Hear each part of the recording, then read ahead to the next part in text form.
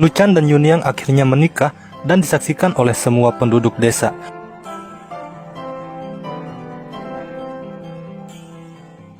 Setelah ijab kabul selesai, tiba-tiba seorang pria datang dan langsung melempar topi bambu ke arah mereka.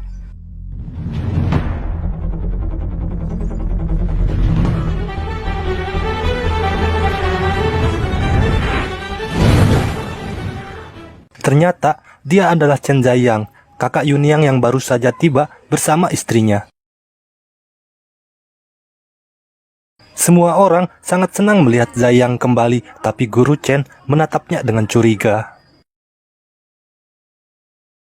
Diam-diam Guru Chen menyuruh Geng Yun pergi ke Tianjin untuk menyelidiki Zhaiyang.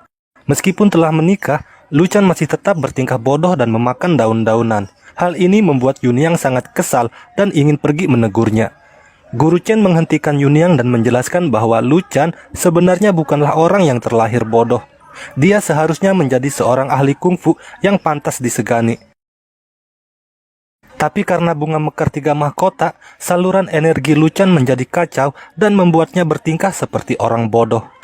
Untuk menghilangkan efek tersebut, Luchan harus bergantung pada Yunyang untuk membantunya menyeimbangkan aliran Yin dan Yang guna menyatukan tubuh dan pikirannya. Atau dengan kata lain, mereka harus melakukan hubungan suami istri.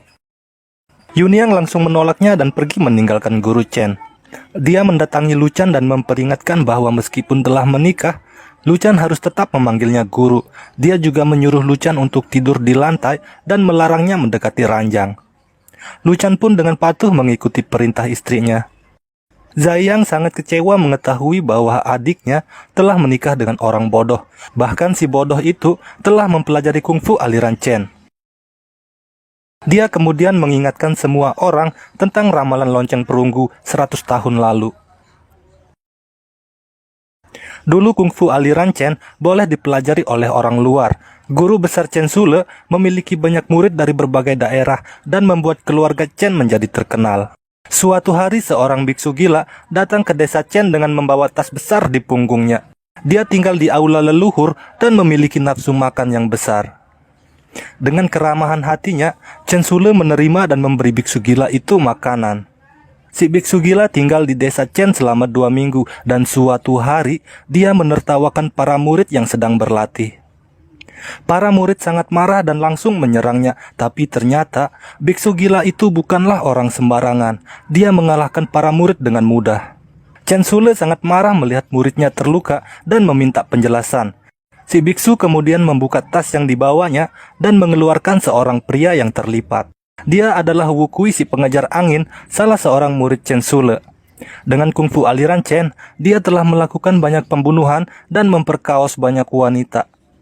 Si biksu melumpuhkannya dan datang ke desa Chen untuk meminta pertanggungjawaban Chen Sule. Tapi setelah menerima keramahan Chen Sule dan penduduk desa, dia berubah pikiran.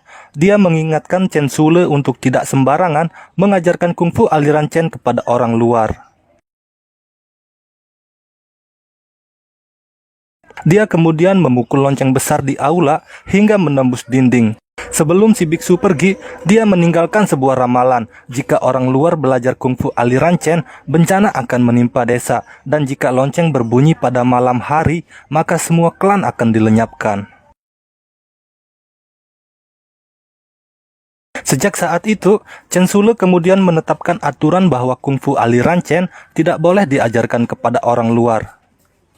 Zhou Yi sangat ketakutan dan merasa bahwa Luchan adalah pembawa bencana. Dia kemudian menyebarkan berita ini ke penduduk desa yang membuat Luchan dijauhi oleh semua orang.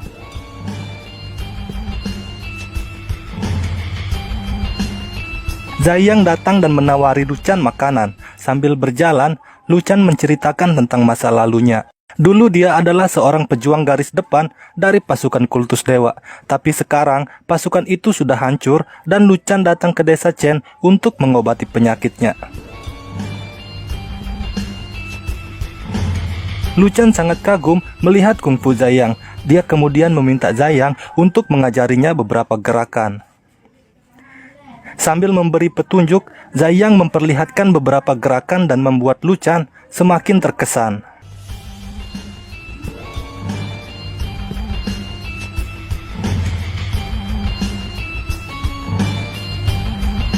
Zhao Yi datang bersama beberapa orang dan langsung membawa Luchan dengan paksa. Dia ingin mengusir Luchan dari desa Chen untuk mencegah bencana. Tiba-tiba bunga mekar 3 mahkotanya aktif dan Luchan pun mengamuk menghajar para penduduk.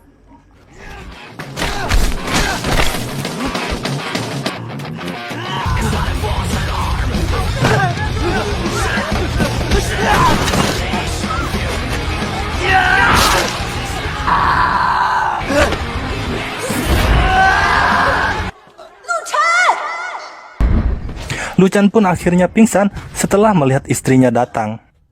Malam harinya Guru Chen memanggil Yuniang dan memintanya memberikan pusaka keluarga kepada Zai Yang. Tiba-tiba lonceng perunggu di aula berbunyi dan mengejutkan seisi desa.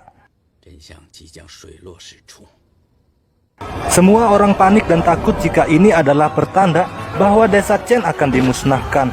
Mereka menyalahkan Luchan sebagai pembawa bencana dan ingin mengusirnya. Zai Yang datang kemudian menghentikan lonceng yang berputar.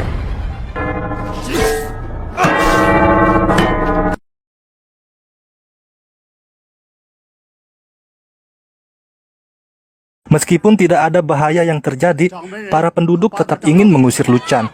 Mereka juga ingin mengangkat Zai Yang untuk menjadi kepala desa menggantikan Guru Chen. Yuniang tidak setuju dan berdebat dengan para sesepuh. Guru Chen muncul dan memberitahu semua orang bahwa kembalinya Zai Yang berhubungan dengan Fang Jizing. Dia juga menunjukkan telegram yang dikirim oleh Geng Yun. Namun tidak ada seorang pun yang mempercayai Guru Chen dan Zai Yang sendiri tidak mengakuinya. Guru Chen kemudian menyuruh Luchan bertarung melawan Zai Yang.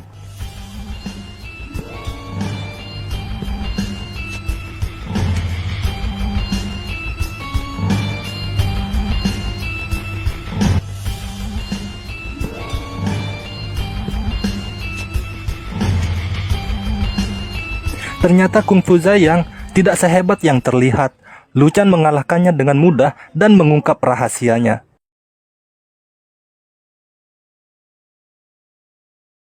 Tubuh Zai Yang dipenuhi oleh mekanisme yang membantunya melakukan gerakan kungfu. Dengan begitu, dia terlihat seperti seorang ahli. Dengan sangat malu, Zai Yang mengakui bahwa dia kembali ke desa atas perintah Jizing. Saat ini dia memiliki banyak hutang dan pabrik mesinnya telah disita pemerintah. Jizing berjanji akan membantu Zai Yang asalkan dia bisa menjadi kepala desa Chen. Dengan bantuan istrinya, dia mengatur rencana untuk mengusir Luchan dan mengambil hati para penduduk. Dia juga yang telah membuat Luchan mengamuk dengan menusukkan paku besi ke bunga mekar 3 mahkotanya.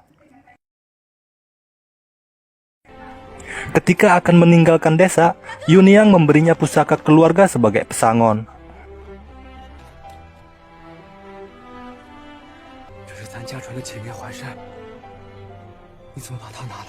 Mereka kembali ke pabrik lamanya untuk melihat situasi. Namun sialnya, mereka ditangkap oleh pasukan yang dikirim Jizing. Setelah menyuap pejabat pemerintah, Jizing berhasil menjadi gubernur di provinsi Tianjin. Jizing ingin menghukum Zai Yang dan istrinya karena gagal menjadi kepala desa Chen. Namun Zai Yang menyalahkan Luchan atas kegagalannya. Tanpa sengaja Zai Yang mengungkapkan rahasia Luchan yang dulunya adalah seorang pejuang garis depan dari pasukan kultus dewa. Tapi tak disangka, ternyata Jizing menggunakan Luchan sebagai alasan untuk menyerang desa Chen. Setelah mengetahui bahwa kakaknya berhubungan dengan Jizing, Yuniang sering menyendiri dan merenung. Setiap kali dia teringat Jizing yang hampir menghancurkan desa, dia menjadi sangat marah dan melampiaskan emosinya kepada Luchan. Guru Chen menyuruh Luchan untuk menenangkan diri dan mengamati semua hal dari sudut pandang yang berbeda. Luchan akhirnya mengerti penyebab kemarahan istrinya dan mengapa dia selalu terlihat sedih. Dia pergi menghancurkan bangkai monster besi yang selalu mengingatkan istrinya tentang si brengsek Jizing. Yuniang sangat tersentuh melihat apa yang dilakukan Luchan. Dia kemudian menghentikannya dan mengajak Luchan kembali ke rumah. Malam harinya, Yuniang tidak membiarkan Luchan tidur di lantai. Dia berbagi ranjang dengannya dan meminta Luchan agar berhenti memanggilnya guru. Lalu terjadilah hal-hal yang diinginkan, yang membuat Guru Chen tidak bisa tidur nyenyak.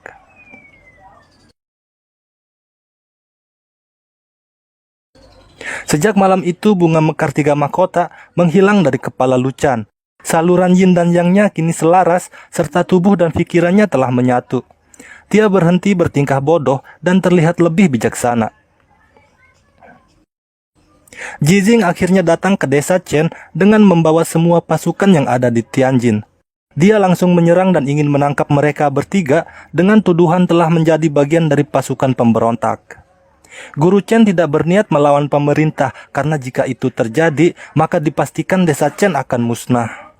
Dia menyuruh Lu Chen dan Yunyang pergi ke Peking untuk meminta bantuan Guru Li Qiankun.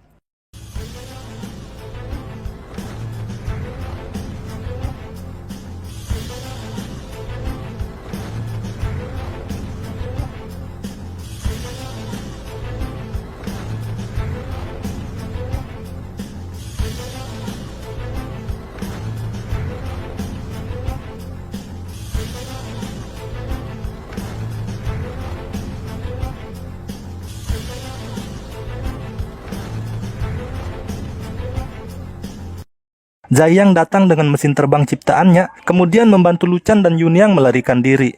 Namun dia dan Guru Chen tertangkap dan dibawa ke Tianjin untuk diadili.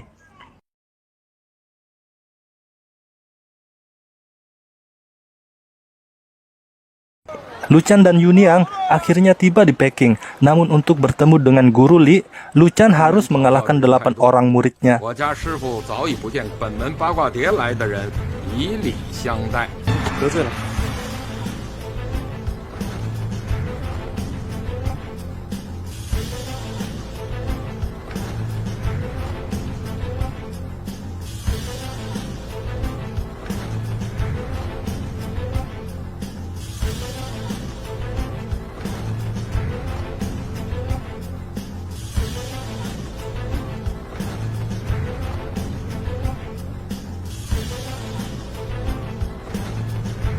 Lu Chen berhasil menang tanpa melukai mereka dan akhirnya bertemu dengan Guru Li.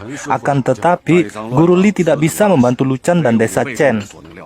Masalah di desa Chen menyangkut proyek rel kereta api serta korupsi dan pemberontakan. Karena itu, hanya pangeran yang bisa menyelesaikannya.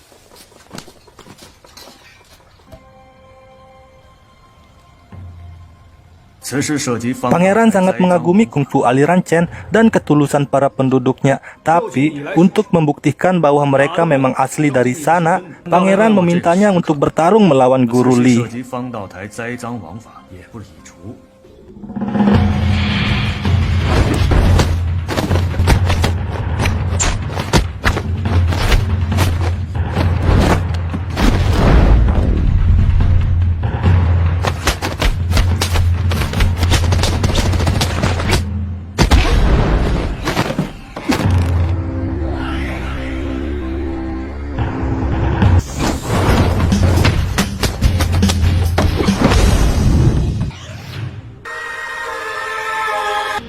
Dalam pertarungan ini, Lu Chen mendapat hidayah dan berhasil mengembangkan kungfu aliran Chen.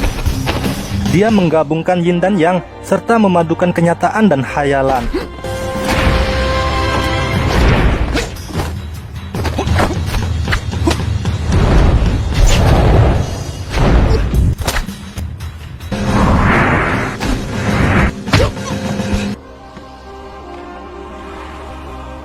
Pangeran sangat tertarik dengan teknik bertarung Lu Chen yang berisi filsafat Tai Chi.